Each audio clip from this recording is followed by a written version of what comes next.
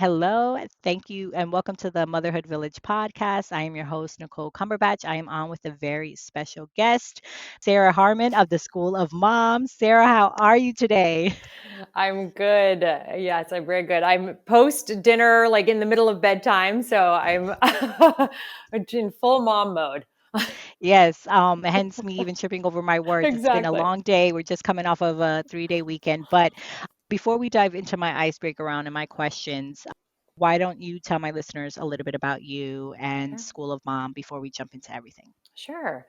My name's Sarah Harmon. I'm a therapist and a mindfulness and yoga teacher. I have two girls, a 5 and an almost 4-year-old, who is reminding me daily now because her birthday is coming up. And I founded a company called the School of Mom. Mom stands for Mothering Oneself Mindfully. And that was a little over 2 years ago. So the School of Mom is a resource and a community and a few programs that help women learn and integrate the practices of mindfulness and self compassion into their lives to take care of themselves, to mother themselves, and to break generational patterns of guilt, of shame, pretty much any pattern that they have come to understand really just doesn't serve them anymore. So that's the School of Mom. I do also have a clinical group practice called the Postpartum Wellness Group. So I have 5 amazing clinicians who are all moms doing mental health therapy for women in Massachusetts and Rhode Island currently. I love that, and I cannot wait to talk all about that because it's kind of a sweet spot of mine as well in talking about mental health, especially when it comes to moms, because I feel like we talk about it, but we don't really Yeah, talk about it enough. yeah. But okay, before we get into all of that, what is your favorite book? My community members know that I have a few, but right now I would say the top book I'm recommending and has truly changed my life, and I don't say that lightly, is a book called Unbound by, I'm pretty sure you pronounce it Kasia Urbaniak or Hmm. Urbaniak. It's a unique name, but I highly recommend it. It's very powerful. Okay, perfect. What are the values that guide you and your family? I love this question, and I would say currently, right now, it's the acknowledging that you're perfectly imperfect. It's really what I teach in the School of Mom, which is curiosity, acceptance, Mm. kindness, and really allowing yourself to flounder and to move through things with respect and that self love and self acceptance, and very much an I think for me, I grew up, honesty and integrity was really big, and that's important to me as I raise my kids too. I love that. How has motherhood transformed you? Oh, we could spend the rest of the podcast on this, but Hmm. in a nutshell, I would say it has been my biggest teacher in the practices of mindfulness and self compassion. I think the biggest mirror is my kids in so many ways. So it has, I think, broken my heart open, my practice open, and really pushed me to the brink in many ways, to places where I just couldn't really ignore the need for self-care or the need to really kind of take a good look at some dysfunction in my relationship and all these things. So it's kind of pushed me in many ways to the edge, and that has ended up being the best thing because it's, I think, ended up in a lot of self-reflection and work and getting support to be where I am today and to be continually evolving. Love it. So the podcast name is the Motherhood Village, and I have said this time and time again. And what I've learned now that I've been doing this podcast for almost 2.5 years is that it takes a village to raise a child. It Yeah. does, but most importantly, I think it takes a village to uplift a mother. And I don't think we do that enough or pay attention to that. I think a lot of the focus is on the child, which is great, but truthfully, I think if mom is taken care of, then everything kind of trickles down. So, who has been a part of your motherhood village and what resources have been a part of your motherhood village? Because I believe they go hand in hand. 100%.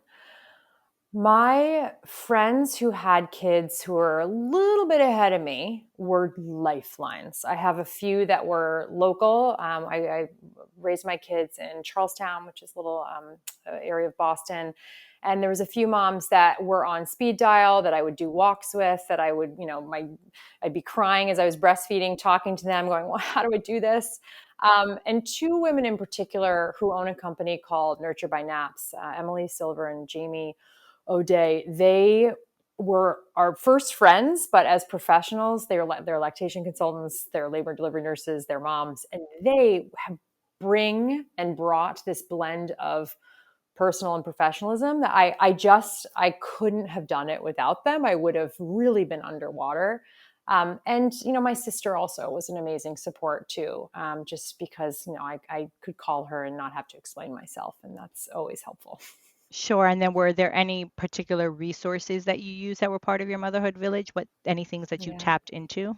Yeah, so definitely Naps. It's now called Nurture by Naps. It was Boston Naps with Jamie and Emily. They have some. I did one of their mom support groups, and before they did that, my first kid, I joined a local moms group. I think Libby was 3 months, and it was with this woman named Nancy. And that was it was a gold situation for me. Meeting, I met the woman that I did a nanny share with, and I'm still really, really close to. So that was a resource. And really, that was kind of the main thing. I didn't dive too much into books or things like that, other than Emily Oster, who I think many people listening might know. I tried to steer clear of the 9,000 parenting things, and I just really kind of picked one, and Jamie and Emily were it. I asked them everything, and I followed their advice blindly, and it worked out. I love that, and thank you for saying that because I know some parents or moms that have read all the things, and then their child comes and they're like, okay, it was nothing like that, you know. No. And I think it's good for any new moms listening, expectant moms listening, that it's okay, and I think you make a good point. Kind of find that group. And Yeah. there's resources, whether it's to group, as you mentioned, there's postpartum, I think international, and I believe they do some things for prenatal and stuff. Like, it's okay. You don't have to read all the things. I know it can get overwhelming, but find what works and kind of aligns with you. But 100%. now, with all of that said, the School of Moms. So you mentioned it briefly. Why don't you dive into it a little bit more? What exactly it is and how it came to fruition? Yeah. So, I wish I could say that it was all, rainbows and unicorns, but the School of Mom actually came out of a lot of pain and a lot of suffering on my Mm, end. So, my mother struggles with mental illness, and over a decade ago had a psychotic break, her first one. And it's been a long road. And basically, when I had kids, I'd been through a lot of grieving around the mother that I didn't have and wanted to have. And then when I had kids, mm, it really was accentuated, right? Because I just wanted someone to mother me. And when I was, yeah. lost and tired and really, felt like I was drowning sometimes. And because of that, again, it's kind of like, as I mentioned earlier, like I was pushed to this brink of really having to figure it out on my own. And Mhm. um, basically what I learned, Nikki, through being in a graduate program for my master's in clinical mental health counseling, and also diving into the ancient wisdom of mindfulness and doing a graduate Mhm. certificate in that. um, I really learned on such a deep level, because of personal and professional experience at that Sure. time, that the there's only one person that can truly fill the mother bucket, right? It's like, and my husband would say, my mom's amazing, and I'm like, she is. I have the most amazing mother-in-law, but there's a hole for so many. And I'm guessing your listeners who have a strained relationship with their mom, or perhaps haven't had a mom for whatever reason, might understand this. There's just a bucket that no one else can fill. It doesn't matter how wonderful your mother-in-law is, it's empty. And so I learned that really the next best person, and the only person that can fill that bucket, which needs to be filled, is yourself. And so this acceptance and this self-compassion and this permission that I was desperately seeking from this mother figure that I didn't have was really only to be found within me. And I had to learn that, right? Because it wasn't modeled for me. And in my mom's lineage, there was a lot of guilt, a lot of manipulation, a lot of self-deprecation, a lot of self-criticism. And so I had to really kind of ground myself and learn these practices of compassion and acceptance. And so I was having this personal experience, and then simultaneously, talking to all my female clients about their similar struggles with their moms and their similar struggles with self-doubt and their similar struggles with this, intense expectations and really perfectionism and anxiety that was, rearing its ugly head when they became a mom. Because these clients that I work with, it's not that they didn't have anxiety and high expectations of themselves before. Like they, when they were pre-kids, they had them. But when you have a kid, everything goes on steroids, right? And it becomes like a fire hose. Truly, you can't discern, between it. So that really was kind of an aha for me of saying, wow, my mom was this extreme situation, and because of that, I had to learn a lot and really kind of integrate my psychology background and my mindfulness experience and practices. But wow, this is all needed for the population that I work with, whether it's the clinical population or these friends that I'm having conversations with. And I'm hearing the same struggles. And so really it was, I say it was birthed, no pun intended, between the personal experience with my mom and my professional experience working with women in this intimate setting. And so that's, what the School of Mom is. And I launched it on Mother's Day in March of 20 or May of 2020. Excuse me. That's when Mother's Wow. Day is. Yep. It was right in the thick of the pandemic.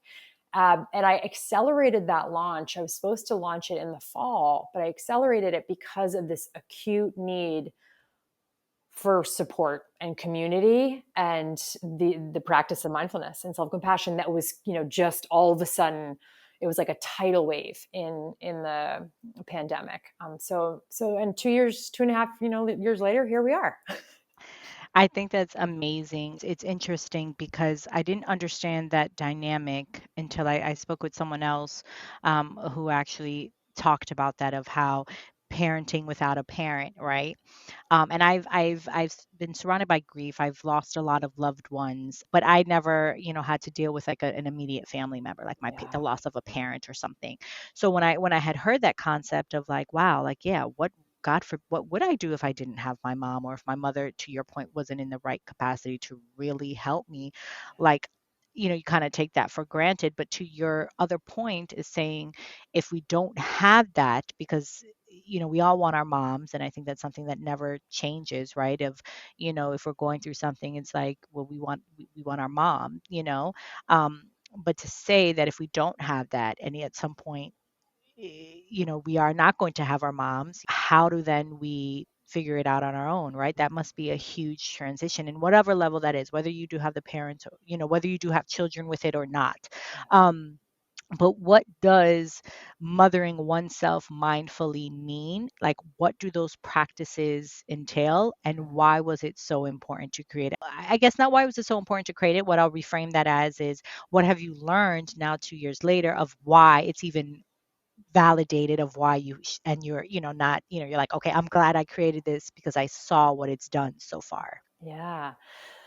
So we all have these downloads, right? We're programmed, for better or for worse, by what was modeled for us and what was taught to us. And a lot of that was unconscious, right? Our parents didn't have the resources, and they weren't having conversations or listening to podcasts where new awareness was coming out, right? Or they were actually questioning their parenting or how they were parented. And so it's interesting, Nikki, that I said that a lot of the clients I work with have these struggles with their moms. Their moms aren't really, it's a strained relationship, or they're not showing up in the way they want. But I actually have a significant group of women that come to me whose moms are over the top, like supportive, and they're the martyr mom. And they're also saying, I don't want to be that. Like my mom lost herself, Yes, right? So yes, I think the yes. importance is, and this is mindfulness. Mindfulness, is to see things clearly. It's really waking up. And so it's all about taking a step back and getting some perspective on ourselves with compassion. And that's the key piece, is that, why is this practice so important? And how does it actually work? Is that, a couple years in, my clients now, one of my clients who I love, she said, she sent me a message. She said, "This School of Mom shit really works, Sarah." And I was like, yeah. And what she meant by that is, in the moment where she lost her, I'm sorry if I can't swear, but I lost her shit at No, her you're good. kids, or she was in a fight with her partner, or she forgot something or whatever it was. In those moments, instead of this unconscious self berating, or Mhm. just getting so down on herself or questioning or whatever it is, in those moments she's able to pause and access some discernment around how she shows up for herself, or what Mm. behavior she chooses. And that is like a superpower, I think, for women and for moms to be able to. And this is actually that book Unbound that I was mentioning. It's about women staying in their power by not going into these spirals of shame and spirals of anxiety, right? Being able to stay grounded and be more conscious and Mhm. really shift the way that they are parenting from a place of discernment. And really, it's empowering, I think, for women to say, well, this, because you and I love how you asked about values. We have different values. So when I Mhm. am in like a snap quick reaction, Mm. um, the how I want to shift that probably will be different than how you want to. So it's all about That's owning true. that, right? And but the skill is not getting caught up. I call it a zip line, right? So we have, it's milliseconds, Nikki, where Mhm. someone can change the course of their Sure. thoughts, right? Or we could be triggered, or something can Yeah, trigger us in 2 seconds. Absolutely. 2 seconds, right? And so this practice, it's not for the quick fix people. It takes time, it takes some diligence. But once you really start to see the light bulb moment where you're like, oh my gosh, I'm noticing myself having the Mhm. thought, or I'm noticing the pattern playing out while it's playing out, not after the fact. Mhm. That's the moment where you can access discernment and make a different choice. And so and really, when it comes down to, not only of course is this in interactions with our kids and the people we love, Mhm. but of course it's with ourselves and making choices to take care of ourselves. So when I speak about mothering oneself mindfully, like, what does that mean? A way that I talk about it is just, it's a kind of another word for self-care, another phrase for self-care. Mm. And the way that I speak about it, and I think sometimes a light bulb goes off, is, okay, if you were with your kids and you said to them, no, you're tired, you're really tired, but I just want you to have three more shows or one more show and a huge bowl of ice cream because I know you're super tired. Like, we wouldn't do that, right? Because you Yeah. you want to, you really know what's kind of best for them. But then when it comes to ourselves, we're like, oh, I'm so tired, but you know what? Fuck, I'm just going to eat that and I'm going to like watch those. And that's fine. Of course it is. But, same with our kids. We're like, all right, it's fine 1 or 2 nights, but we know it's just, it comes from such a place of love with them.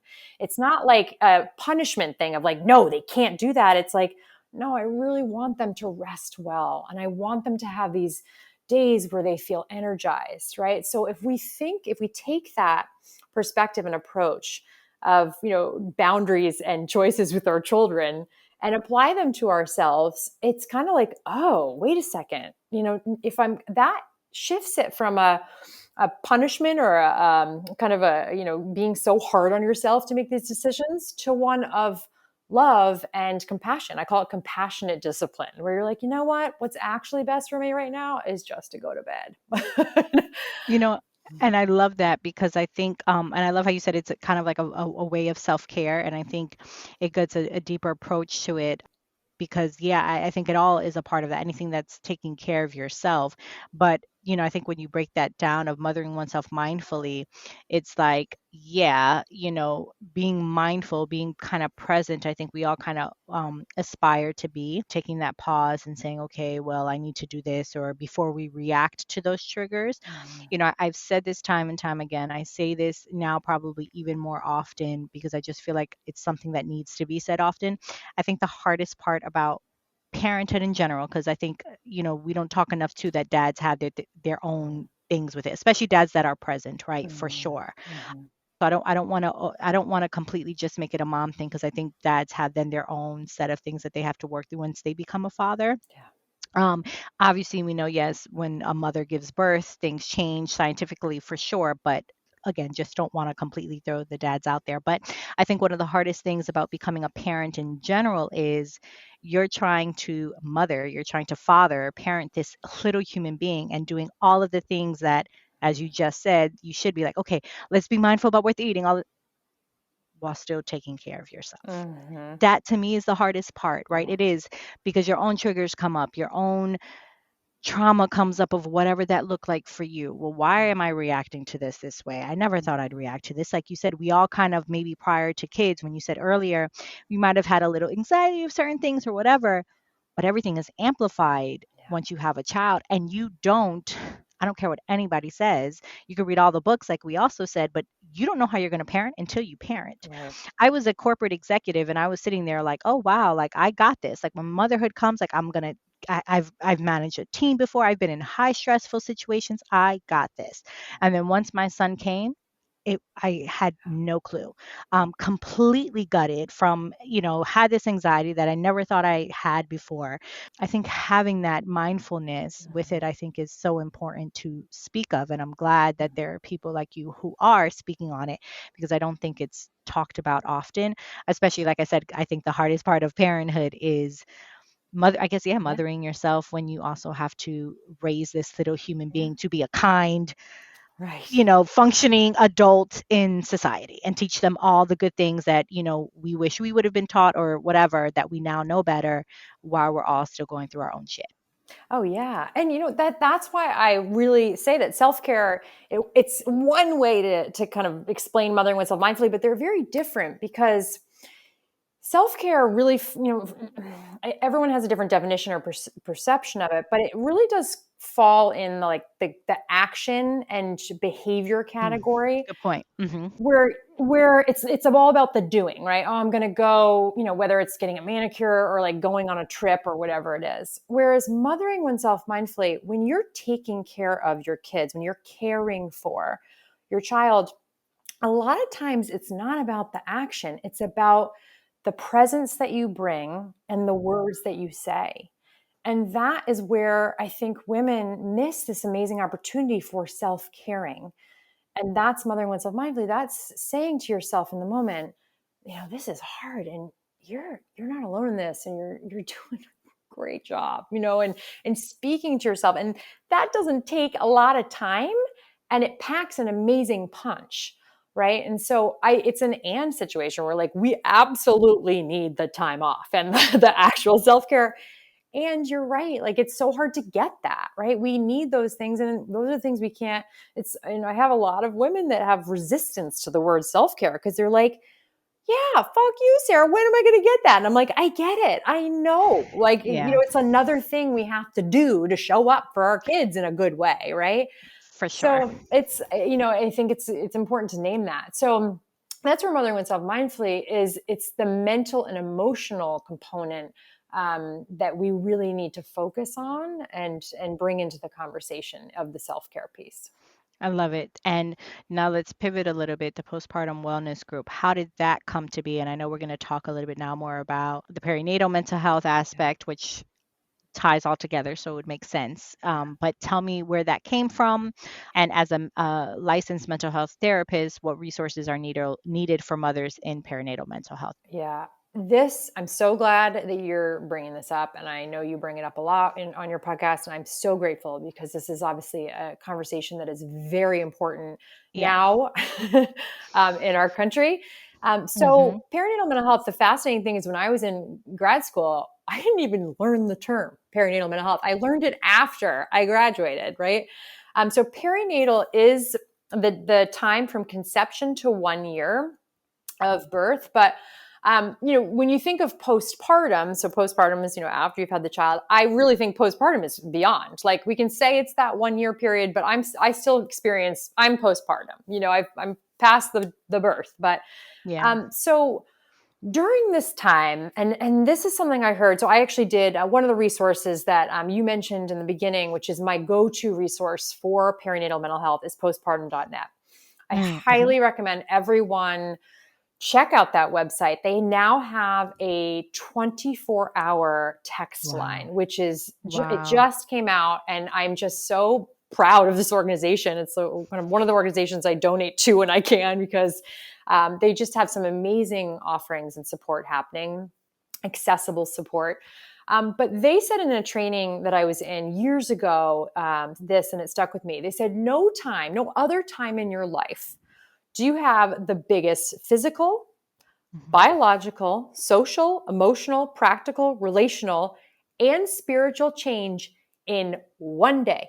And it's not even one day. It's like the moment your kid comes out, however they come out, right? You just hit, I Whether, just imagine like all these sparkly things, and it's like so yes, true. It's like bam, bam, bam, bam, bam. bam. And it doesn't matter whether you've birthed that child or you pick up that child, and it's just your whole life blows up. And so from a mental health perspective, if I was sitting in an intake with someone, I'm going to ask them, any big changes in your life? Have you moved? Have you gotten a new job? Has there been a loss? Now you have a mom or a dad, any person that's had a child come into their life, they have so many changes that are happening all at once that of course they're at risk. They're at risk for dysregulation. And then with mom, you throw in both partners sleep deprivation. With mom, you have significant hormone changes and a real loss of her life as she knew it, right? And her body sometimes. And those of us who have had some births that didn't go as planned, I had one that was a little bit hairy at times. You're processing that as well. And so I say, of course, not everyone struggles with perinatal mental health disorders, but it's 1 in 5 for women and 1 in 10 for dads. I think after the pandemic, that number is a lot higher. And I've heard now some studies coming out about this, because the number one risk factor for all mental health struggles is isolation. And so we had a pandemic, of course, as we know, where we had women in a very vulnerable, fragile time isolating, when the most significant thing you need to get through that is support, right? And community. So the postpartum wellness group really came out of this acute need of I couldn't take on any more clients. And I was hearing women saying, where do I find a therapist? And also, I heard some comments about, I see this therapist, but she's not a mom. And I just feel like sometimes I'm trying to explain myself. And so really the postpartum wellness group came out of, for me, realizing there was just a need to provide care and to provide care from not only experienced mental health clinicians, but from moms. Because when it comes down to it, with motherhood, you really don't understand until you go through it. You just can't. And I have so many providers now that have said to me, and I'm the same, of like, I can't believe the stuff I used to say to moms before I was a mom, or the judgment that I had, right? It's like you cross over this amazing threshold of awareness and compassion that you just can't, if you don't live it, you can't be empathic in a certain way. So all my clinicians are moms.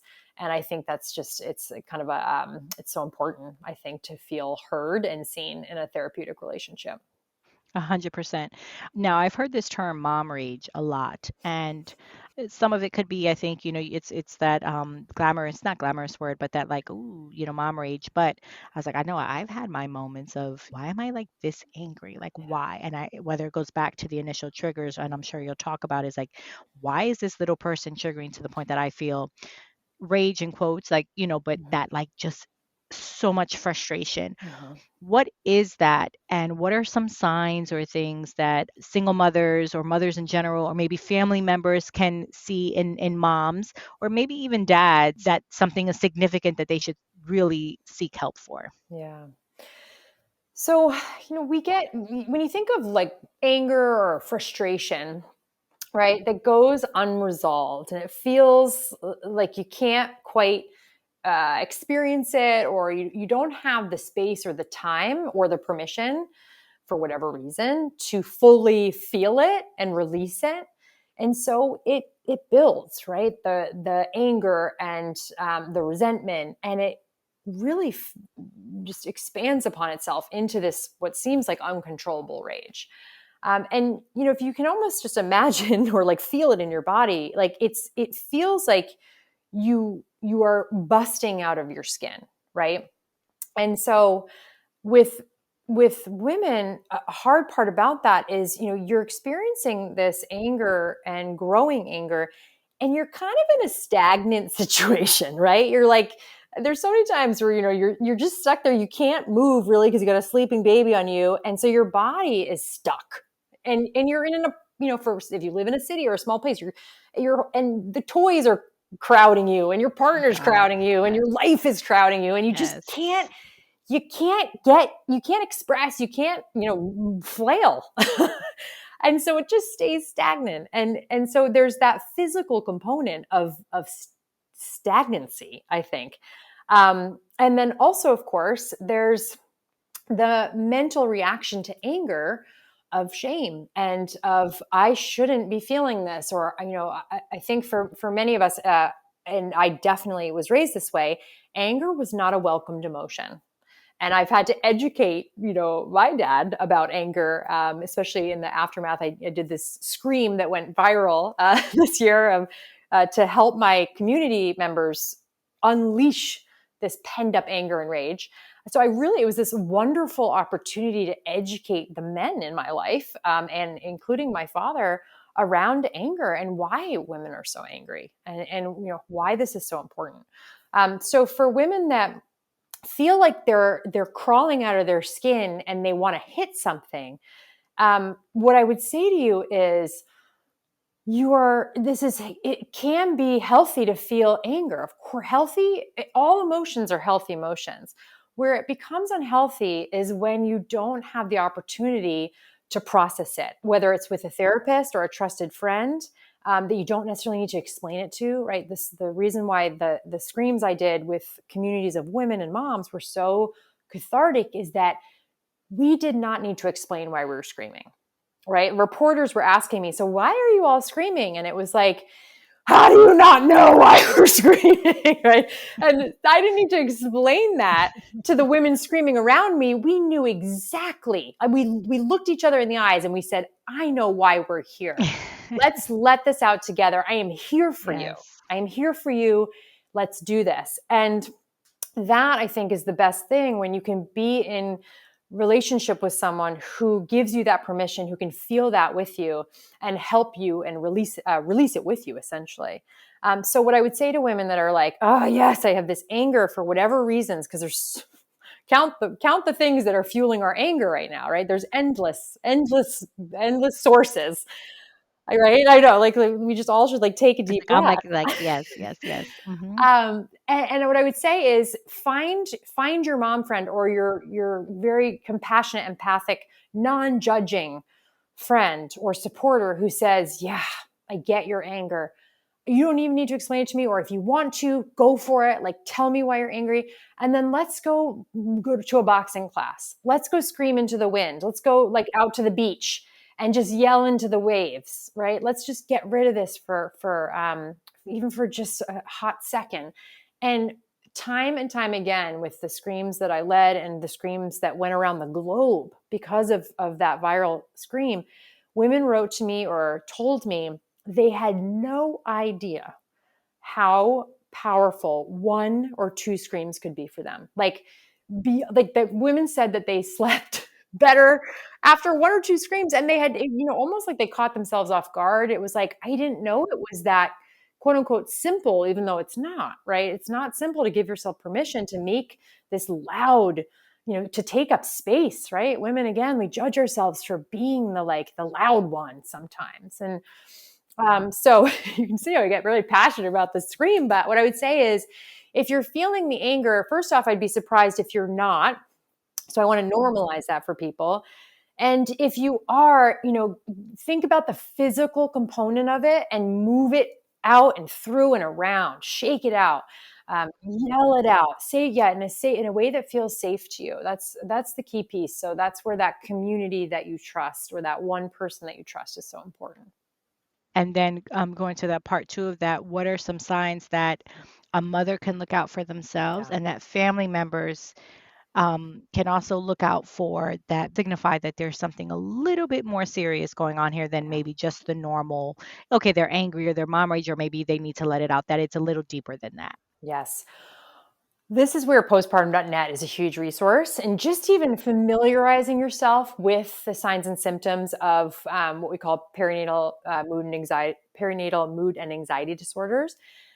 I would say if you, and it's hard to kind of sum it up in a short kind of red flag, but if this has been going on for a long time and you feel like you can't actually stay grounded in any perspective, right? You're not sleeping, and it's as I said, that kind of fire hose of thoughts, fire hose of emotions, and you can't get any break from it. It's relentless. And it's impacting your life in a very negative way. You're angry with your kids, or your relationship is really struggling, or perhaps it's coming out at work if you work. Definitely physical symptoms, right?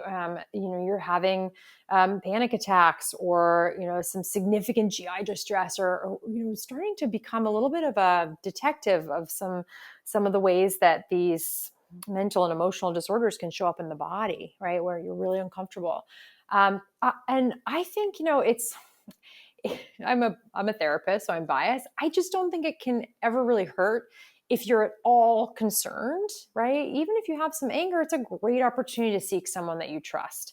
And it doesn't have to be a therapist, but really as a mom, you said it with the village. I would say make it a priority to seek out, to ask for some support around how hard it is to be a mom right now. I love it.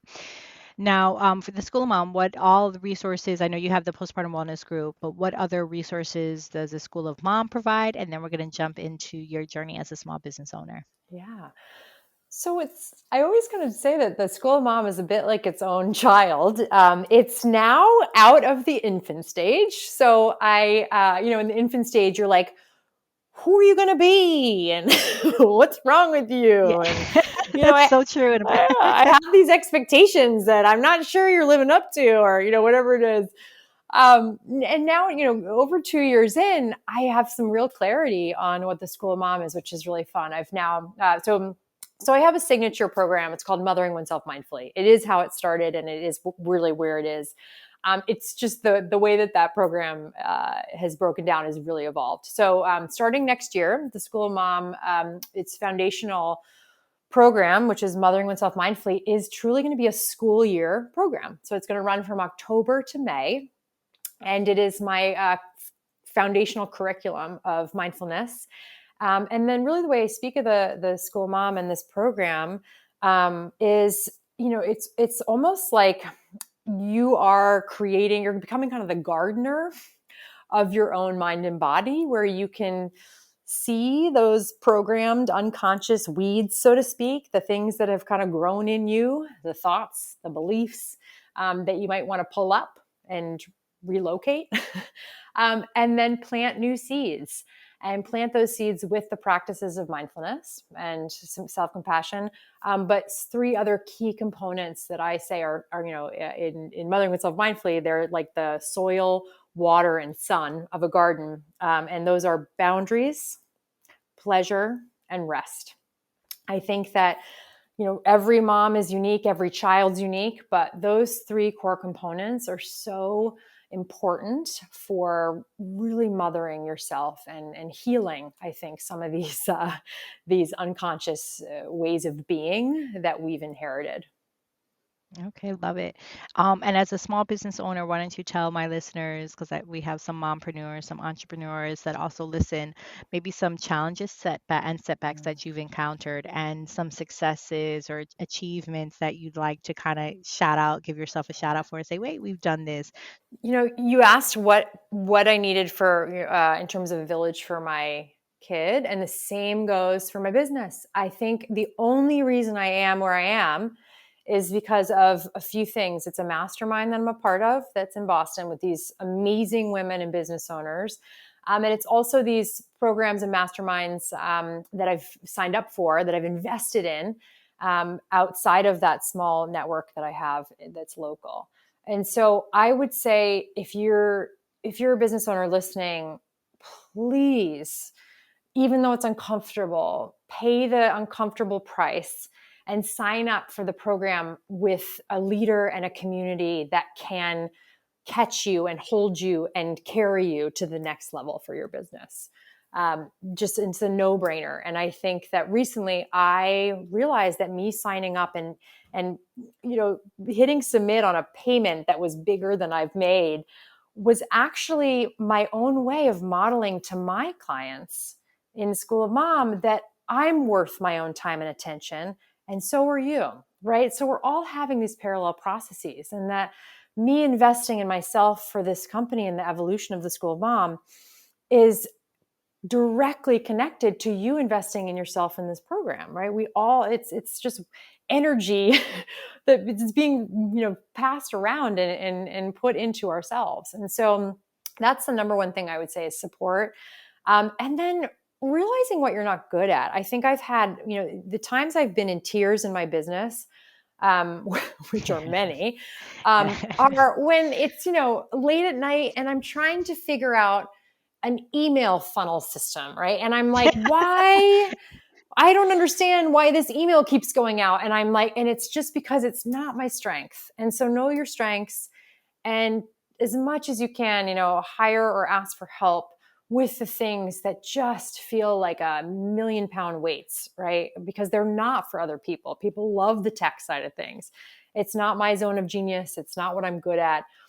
So that would be the second biggest thing, is just, especially as moms, you have limited resources and energy. So in your business, try not to get bogged down by the things that really carry some, it's a chore and it carries some kind of dread for you.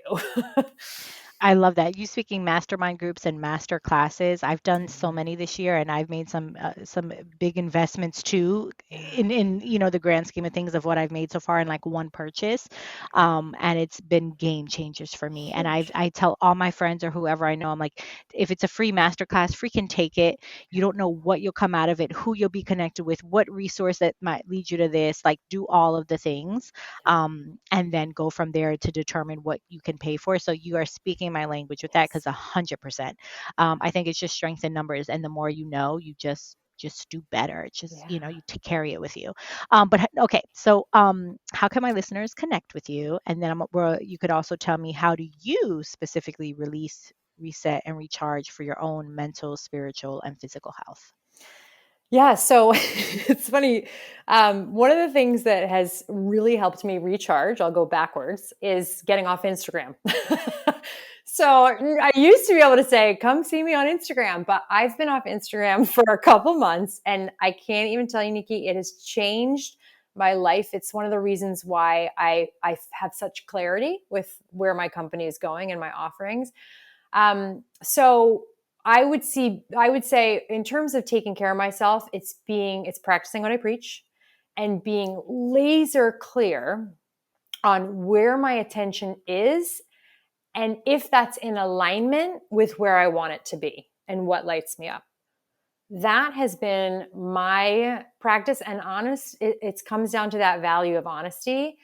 I've had to be really honest with myself. Me getting off Instagram took a while, and it was really me being honest with myself to say, this is not good for me. And if it's not good for me, it's not good for my family, and it's not good for my community right now. So I am going to dabble back onto Instagram. So you feel free to come check that out, because I may pop on there randomly, but I have no plan to be the daily poster, because that's not where I want to be spending my time. But in replacement of that, I would love for people listening to come join me. Actually, I'm going to have a free community on a platform called Mighty Networks that will be Mothering Oneself Mindfully. So if you just go to www.motheringoneselfmindfully.com, you can join that community, or you can, there'll be a link on Instagram. And my Instagram is the.schoolofmom. But really, I have an email newsletter that I send out weekly, and I love sharing nuggets. I think the cool thing about working with women is that we tend to be thinking and talking about the same things on the same days or the same weeks.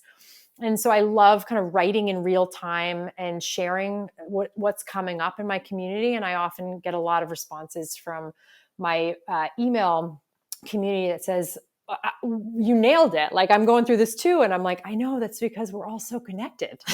Women are fucking amazing. Like, we just know what's going on with each other, right? So that would be another way I'd love to get to know you if you're listening, is get on my email newsletter and seriously email me. I read all my emails and I respond. I love it. Any other final thoughts to the podcast community, to the YouTube community, anything that you want to share before we sign off here today? I think just on aside from the mindful attention piece, the discerning attention is nature. I just can't stress enough for people to find out that what's the, I talk about it in terms of, I'm not a big cook, but if you had a staple in your cabinet, like I know olive oil and garlic are a staple, like they'll make any meal good. What's your staple go-to grounding, self-care, whatever you want to call it, technique? And for me, it's nature and gentle movement. It doesn't need to be a hard workout. It's just moving, it's walking outside. And that's just a go-to. So know your go-tos, your kind of foolproof, always accessible, or maybe not always accessible, but try to make them accessible practices, and really prioritize those in small chunks. If in pre-kids, it might have been 30 minutes plus. In this life or in this season right now, it might be 5 minutes, and that's okay. Just prioritize that. So that's what I would say is, make it quick, make it personal to you, and really be honest with yourself about making it a priority. I love it. Thank you so much, Sarah, for coming on, for sharing your truth, sharing your journey, all about the School of Mom, so that my listeners may connect with you, and continued blessings to you for love and light. Okay. Thank you. Thank you, Nikki.